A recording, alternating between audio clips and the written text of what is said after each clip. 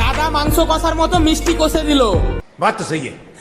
আসলে কাল রাতে মাসির বাড়ি চলেছিলাম, সকাল সকাল মুখ হাত ধুয়ে চা খেতে যাচ্ছি উম্মরপুর। রাস্তার ধারে দাঁড়িয়ে দাঁড়িয়ে চা খাওয়ার মজাটাই আলাদা। সকাল এসেছি, দোকান প্রাসাদ কিছুই খোলা নাই। 10 টাকা দিয়ে দুটো চা নিয়ে বিন্দাস খেলাম। এখন বড় হয়ে গেছি, বিস্কুট আর লাগে না। চা খেয়ে বাড়ির দিকে যাচ্ছি, রেডি তো হতে হবে, বিয়ে বাড়ি যাবো বলে কথা। তাই একটুকু টাইম পাস না করে ভাই আর আমি বাড়ি চলে এলাম। 10টার দিকে স্নান টান করে রেডি হয়ে গেলাম। আজ মনে হয় বিয়ে বাড়িতে সব মেয়ে ক্রাশ হয়ে যাবো আমি।